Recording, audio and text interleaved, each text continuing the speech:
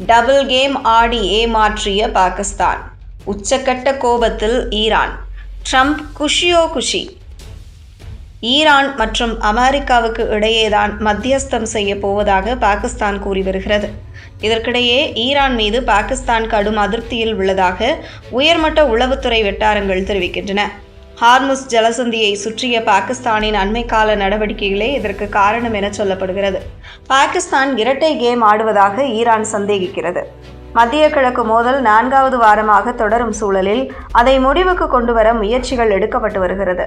America 1 வாரம் வரை தாக்குதலை நிறுத்தப் போவதாக ஏற்கனவே சொல்லிவிட்டது. இதுவரை ஈரான் இறங்கி வரவில்லை. இருப்பினும் போரை முடிவுக்கு கொண்டுவர இதர நாடுகளும் பேச்சுவார்த்தைகளுக்கு முயன்று வருகின்றன. இந்த மோதலில்தான் மத்தியஸ்தம் செய்ய போவதாக பாகிஸ்தான் கூறிக்கொள்கிறது. அமெரிக்க அதிபர் ட்ரம்ப் கொடுத்த 15 கண்டிஷன்களை பாகிஸ்தானே ஈரான் வசம் கொடுத்ததாக சொல்லப்படுகிறது. இதற்கிடையே ஈரான் மீது பாகிஸ்தான் கடும் அதிருப்தியில் உள்ளதாக உளவுத்துறை வட்டாரங்கள் தெரிவிக்கின்றன. அதாவது ஹார்முஸை சுற்றியுள்ள முக்கியமான பகுதிகளில் பாகிஸ்தான் டபுள் கேம் ஆடுவதாக ஈரான் சந்தேகிக்கிறது. அதாவது ஹார்முஸ் ஜலசந்தியை ஈரான் முடக்கிய சூழலில் சில குறிப்பிட்ட நாடுகளைச் சேர்ந்த கப்பல்களை மட்டும் ஈரான் அனுமதித்தது. அதன்படி பாகிஸ்தானைச் சேர்ந்த கப்பல்களுக்கு ஈரான் அனுமதி அளித்தது. ஈரானின் இந்த நடவடிக்கையால் மட்டுமே சுமார் 10 பாகிஸ்தான் கொடியிட்ட எண்ணெய் கப்பல்கள் இந்த வழியாக சென்றன. ஆனால் இந்த விவகாரத்தையே இப்போது அமெரிக்கா தனக்கு சாதகமாக பயன்படுத்திக் கொள்கிறது.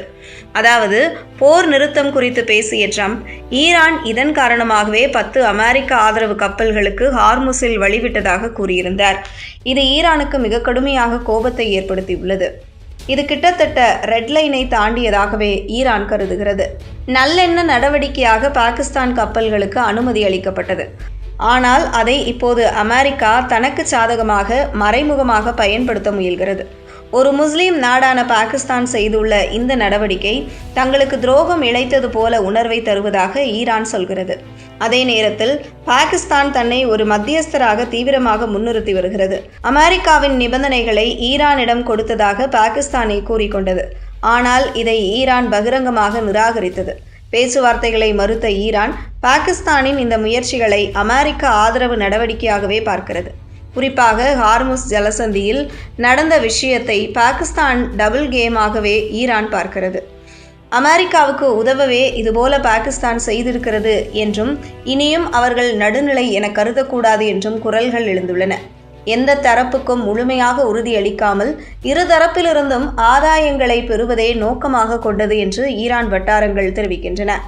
மத்திய கிழக்கில் ஈரானின் பிரதான எதிராக இருக்கும் சவுதி அரேபியாவுடன் இணைந்து பாகிஸ்தான் செயல்படுகிறது.